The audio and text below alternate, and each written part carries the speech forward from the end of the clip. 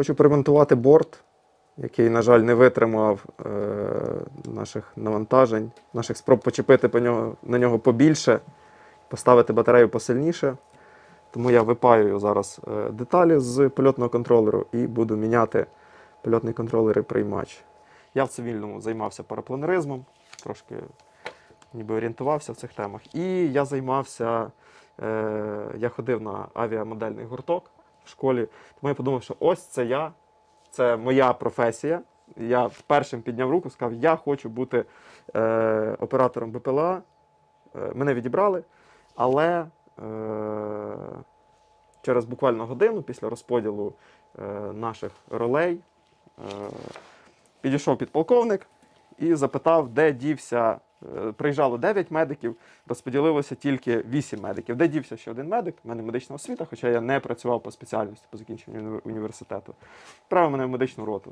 В медичній роті я довго служив, намагався перевестися. І, власне, настільки всі знали, що я хочу займатися БПЛА, що мені побратим подарував футболку, візьміть мене на дрони, щоб я їздив в штаб. Вона така, типу, в кольорі військовому, поєднувалася із статутною формою, щоб я привозив якісь рапорти в штаб, бачили, що я хочу потрапити на дрони.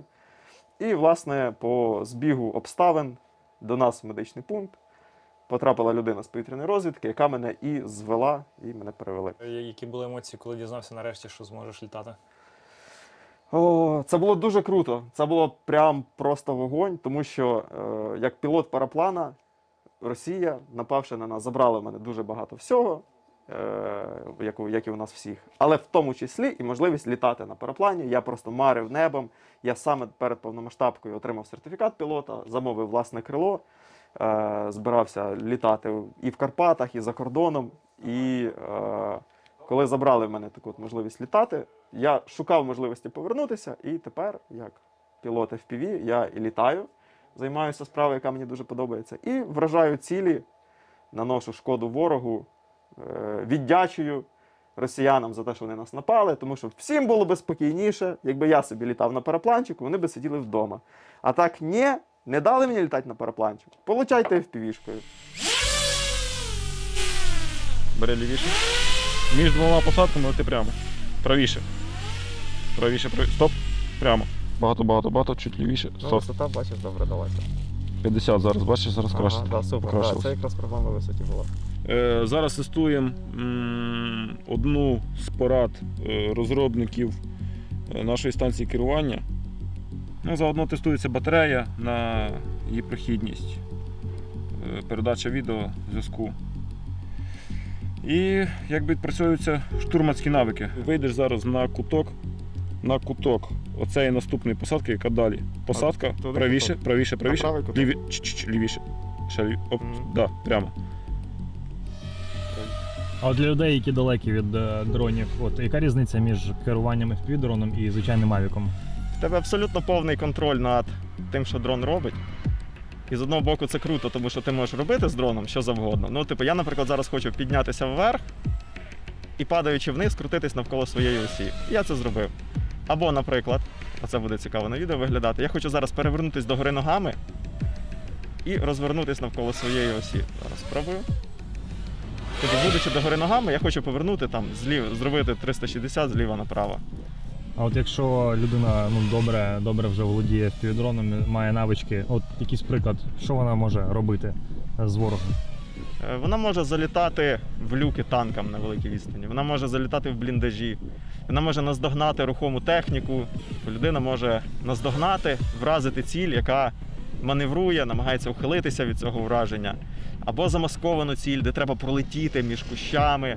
За твоїми відчуттями, FPV-дрони вже мають якийсь відчутний вплив на полі бою? О, дуже відчутний. І з нашого боку, і з боку ворогів. FPV-дрони достають цілі, які до цього не вражалися або дуже складно вражалися, тому що це техніка, яка стоїть далі, ніж її може досягнути ПТУР, або яка не стоїть на прямій видимості, яка швидко рухається, яку важко наздогнати. І при цьому це надзвичайно точний спосіб ураження. Якщо пілот майстерний, то він виявить і доведе снаряд до цілі, а артилерія, яка буде намагатися вразити, це будуть дуже дорогі і багато пострілів, які нарешті підіб'ють. Тому принципі, FPV-дрони вже змінили війну, і вони ще себе, я думаю, ще себе більше і більше проявлять, коли це перейде на рівень серйозних масових серійних виробництв, дронів, боєприпасів, плат ініціації і зміни тактики бою, відповідно. Коли росіяни дуже сильно хотіли збагатитися майном наших співгромадян, вони, везучи активну броню для танків, просто скинули її в річку, а машину загрузили майном, яке награбували на Чернігівщині. І вивозячи, рятуючи награбоване майно, вони вирішили, що активна броня для танків їм не так потрібна, і вони її скинули в річку, а наші сапери її знайшли і поділилися з нами цією чудовою речовиною. Фактично ми зараз б'ємо по росіянах Їхньою вибухівкою, так, саме так. Взагалі, ідея не в тому, щоб крепше його зжати, а взагалі, щоб його розмісити до однорідності, до одної температури, щоб не було ніяких пор повітряних, бо кожна повітряна пора вона забирає силу вибухівки. Готові боєприпаси не завжди підходять під наші задачі, ті, які в нас є, по вазі і так далі. Тут є можливість зіграти вагою самостійно, підібрати самому собі вагу, яка тобі потрібна, і під який елемент. Такий боєприпас, в принципі, при хорошому влучанні, якщо зірвати його всередині будинку, він може рознести. Будинок може рознести. Вікна винесе 100%. І все, що всередині, буде абсолютно пошкоджене. Поки що протидії цій системі ще немає. Як мінімум, його дуже важко збити звичайною стрілецькою зброєю. І якщо ця зброя летить на тебе, то швидше всього, що ти будеш уражений нею. Це більш ефективніше, ніж застосування просто скидів з Мавіка. Якщо ти з Мавіка зі 100 скидів тебе вдасться один, то тут, грубо кажучи, зі 100 в тебе не вдасться один. Або два. Тобто ефективність набагато більша ефективністю. Ніщо не може себе спокійно почувати, якщо в їхньому районі дій є хоча б декілька FPV-пілотів.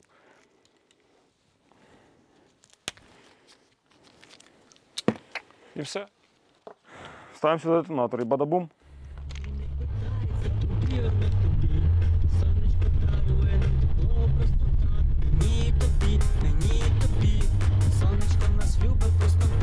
Їдемо зараз працювати по автоматизованій системі спостереження УРММ. Це система, денна оптика якої дозволяє виявляти людей на відстані в 10 кілометрів, вночі до 4 кілометрів. Вона може автоматично стежити за цілями, передавати координати на артилерійські розрахунки. Необхідно знищити цю систему спостереження для того, щоб ми могли засліпити нашого противника і займатися якимись своїми корисними справами на цій ділянці.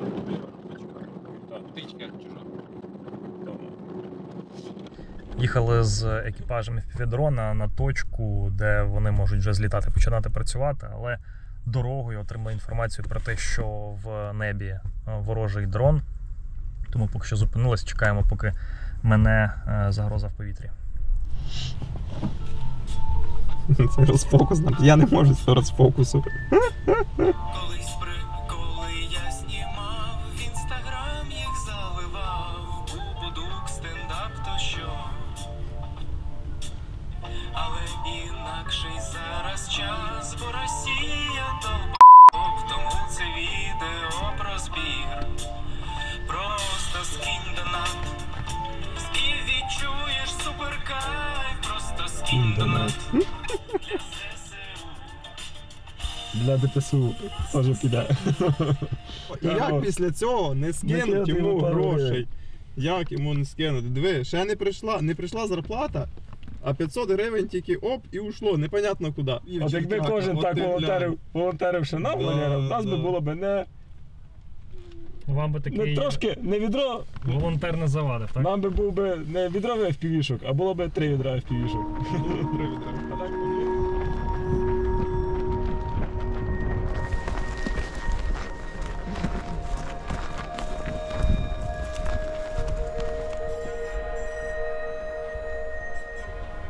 Виведу. Час.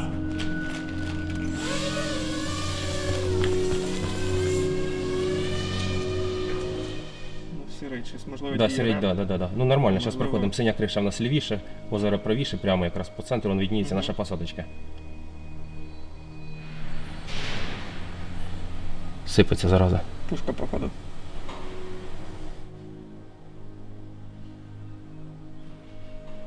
А! Єс! Удержався, да. Так, втратився зв'язок. Ну да, висоту підняв Пробуємо ще сразу. раз. Пробую ще раз. Да. Все нормально. Зв'язок час від часу втрачається, але я його намагаюся назад вертати. Пробую ще раз. Відновлюється керування, він його тримає.